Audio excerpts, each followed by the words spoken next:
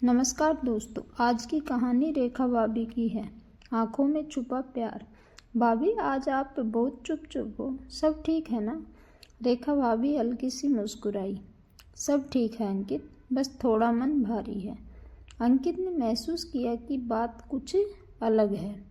भाभी, जब से आप घर में आई हैं, आपने हर किसी की जिम्मेदारी अपने ऊपर ले ली, लेकिन आज आप अकेली क्यों लग रही हैं?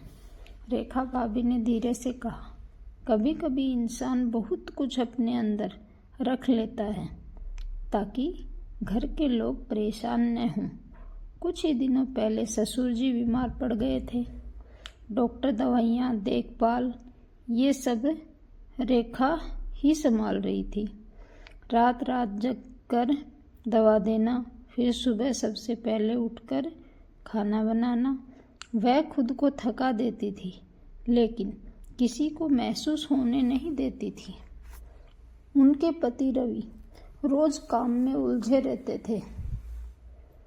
एक दिन रेखा भाभी चाय लेकर उनके पास गई, पर रवि फोन में ही खोए रहे। रेखा ने धीरे से पूछा, रवि आप ठीक हो तो हैं? हाँ, बस काम का टेंशन है, लेकिन असल में टेंशन किसी और बात की नहीं, बल्कि रेखा से बढ़ती दूरी की थी, जिसे दोनों ही समझ नहीं पा रहे थे।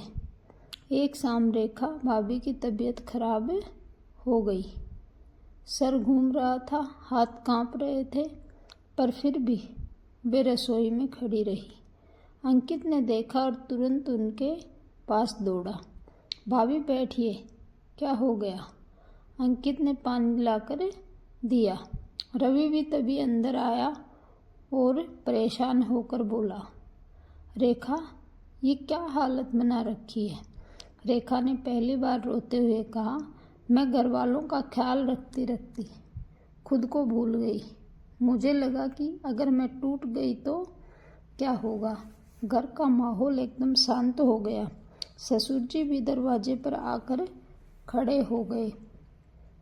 रवि ने पहली बार रेखा को वैसे देखा जैसे किसी ने अपने जीवन की सारी ताकत परिवार के लिए लगा दी हो। वह धीरे से बोले, तुमने सबका ख्याल रखा और हमने तुम्हारा नहीं। माफ कर दो रेखा। रेखा की आंखों में आंसू थे, लेकिन उनमें हल्की सी राहत भी थी। उस दिन के बाद घर बदल गया। रवि रोज उनका हाथ बटाने लगा। ससुर जी हर सुबह दुआ देते। अंकित हर काम में मदद करने लगा और रेखा भाभी, वह अब भी उतनी ही जिम्मेदार थी, पर अकेली नहीं थी। अब उनके चेहरे पर थकान की जगह इज्जत और प्यार था। धन्यवाद। कहानी अच्छी लगे तो सब्सक्राइब, शेयर, कमेंट जरूर करें।